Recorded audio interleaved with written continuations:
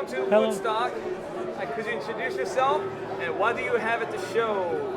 Okay, well, I'm Alan Carruth. I've been making guitars for altogether too long. You'd think I'd know better by now, but I make guitar, all sorts of instruments actually, but a lot of guitars. I teach guitar making. I do some studies, you know, various aspects of how guitars work and how to make them better. So actually, some of that leads to experiments. One of them I've got over here.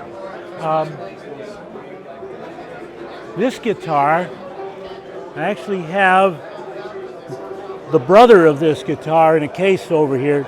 I made them as a matched pair. I cut two sets of tops from the same board, two sets of backs and sides from the same piece of mahogany, so on and so on, and tried to make them as much alike as possible to see if I could make two guitars that sounded the same.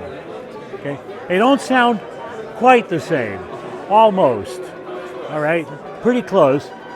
But it was an interesting experiment, and I learned a few things, and we'll try again and see if we can get it closer. Basically, it comes down, I think, I hope, to getting the tops to be really, get two pieces of wood that are the same for the top. As you go up in frequency, the top small changes, differences in the top wood make a difference in how it vibrates, and you can hear those differences. You know, your ears are very sensitive to that sort of thing. So you can hear them and it makes them sound a little different. So that was one of the experiments that I did. This guitar is something of an experiment. It's a departure for me at any rate. One of my students played an archtop that I made a few years ago. It's an X-brace, kind of a modern style archtop, and he liked it. But then he tried a guitar of 20s vintage Lloyd Loar L5, and he really liked that, but of course he can't afford it. So he asked me if I would make one like it. It doesn't have to be a copy, thank goodness, but at least to try to make something that would work that way, so he can play 20s and 30s style acoustic jazz. So the idea was there's no cutaway, no electronics, make the bridge and so on similarly, okay? So that's what this is, A-braced instead of X-braced, okay? So that's what this is, and I only got this strung the other day, less than a week ago, and he hasn't had a chance to try it yet, so I don't know if I succeeded, you know, because the golden rule, he who has the gold makes the rule. We got to find out if I actually did that. This is another little bit of a departure. It's the first Dreadnought I've made in 45 years, okay?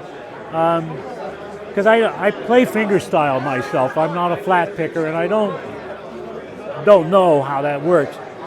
So last spring I got to take a tap tuning workshop with Dana Bourgeois.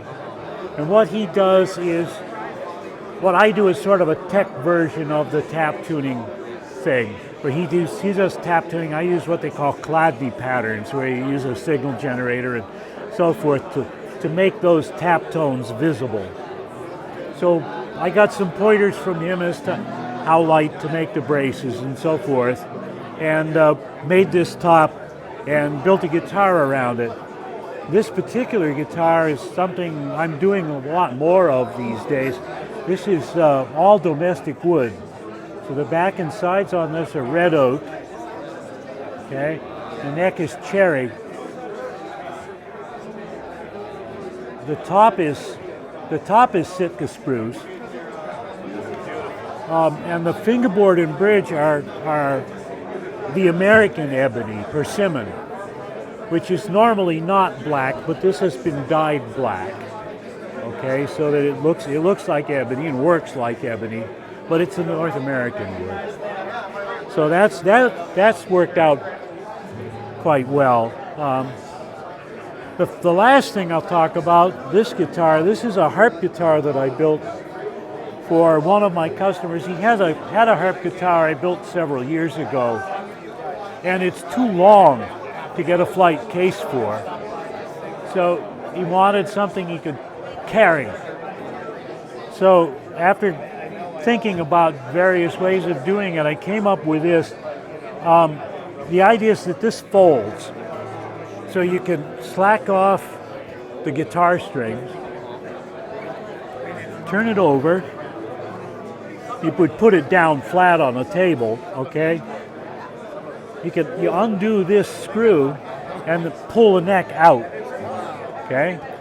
Then if you flip this catch, the box here folds forward and the whole thing piles up and goes into a wooden box that is 9 by 14 by 22 inches that you can put in the overhead on the airplane. So when we got it all done, we realized that this is not much longer than a standard guitar, and you could actually get a flight case for this without having to fold it up. So there you go. The thing about it is that the thing that's interesting about it is that the sound is really remarkable. It has it sounds like you're in a big room when you're playing it, you know. So it's kind of a fun instrument. I do a lot of other things, but a lot of what I do is one of a kind or something that, you know, somebody can't get in other places. You know, so you're trying to make a certain sound, things of that sort. That's amazing. Well, thank you so much for your time and all your explanations. Well, thank you for stopping by.